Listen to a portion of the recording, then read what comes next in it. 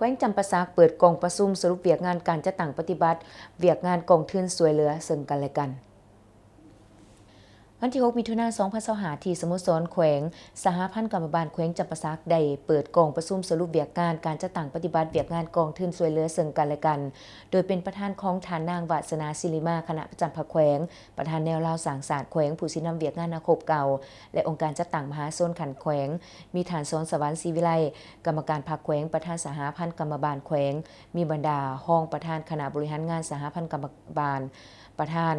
กรรมบาลนครเมืองและกรรมบาลหากฐานแผนกการกรมกองอ้อมขางแขวงฐานสอนสวรรค์ศรีวิไลกรรมการภาคแขวงประธานสหพันธ์กรรมบาลแขวงกล่าวว่า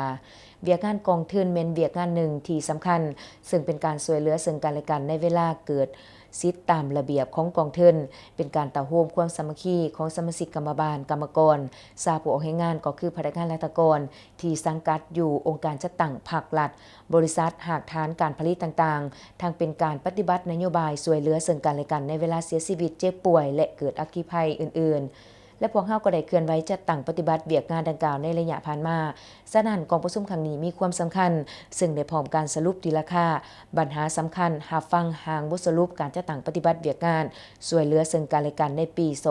2024หาเดือนพฤษภาคม 2025และทิศทางแผนการ6เดือนปี 2025พร้อมกัน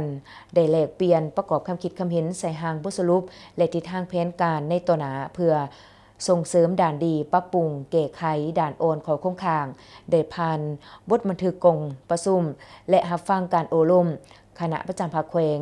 และต่อเวียกงานจัดตั้งปฏิบัติเวียกงานกองทุนสวยเหลือซึ่งกันและกันในนามต่างหน้าคณะรับผิดชอบกองทุนฐานประธานสหพันธ์กรรมบาลแขวงได้เรียกร้องมายังบรรดาสหายผู้แทนกองประชุมจงสุมสติปัญญา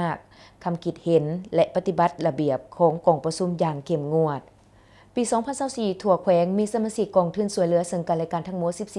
14,240 คนยิ่ง 7,206 คนรับสมาชิกเข้าใหม่ฮอดเดือนพฤษภาคม 2025จำนวน 3,222 คน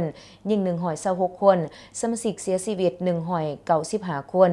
เป็นเงินต้องมอบให้ครอบครัวที่เสียชีวิตจำนวน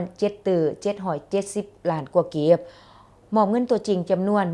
181ศพจำนวน210 ล้านกีบสมาชิกลาออก124คนยังเหลือสมาชิกปัจจุบัน 13,921 คนกองประชุมได้มีการประกอบคำคิดคำเห็นแลกเปลี่ยนต่อการปฏิบัติเวียกงานกองทุนด่านดีด่านอ่อนของโครงข่างเพื่อปรับปรุงแก้ไข